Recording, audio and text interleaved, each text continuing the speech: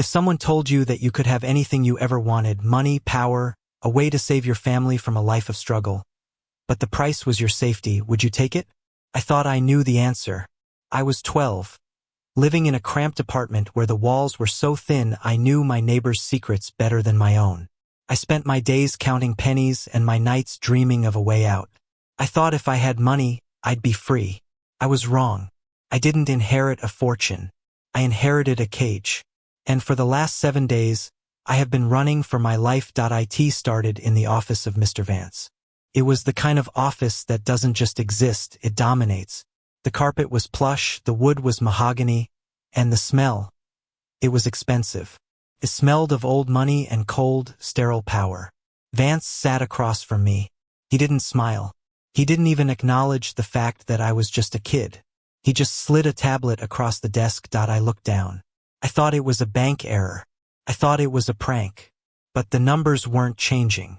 $500 billion. My throat went dry.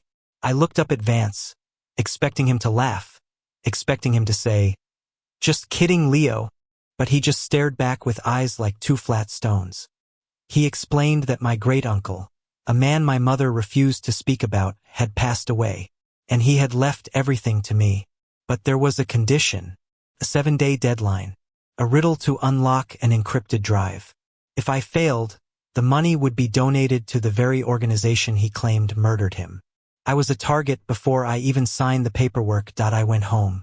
I didn't tell my mom the full amount. I just told her I'd inherited something that could help us move.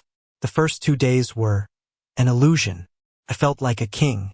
I bought clothes, I bought gadgets, I bought comfort. It was intoxicating. But power is just an illusion when everyone around you is waiting for you to fail. At school, the atmosphere shifted. It wasn't just friends asking for cash. It was the way people looked at me, the hunger in their eyes. My math teacher, Mr. Henderson, spent 15 minutes of class discussing investment strategies with me. My best friend, Sam, the guy I'd shared everything with, stopped asking me to play games. Instead, he showed me a business plan for an app he wanted to build, an app that would supposedly make us both rich. I realized then that everyone saw a dollar sign where my face should be. I wasn't Leo anymore. I was a commodity. I was a resource to be extracted. I started eating lunch in the library, not because I was studious, but because it was the only room with a surveillance camera that actually worked. I spent those hours watching the footage on my phone, zoomed in on a black sedan parked across the street. It didn't move. It was always there, watching, waiting. Day 4. I finally cracked the first sequence in the riddle. It was hidden in an old, dusty game collection my uncle had left behind, a logic puzzle that only someone obsessed with his games would spot. But when the file finally opened, it wasn't a bank login.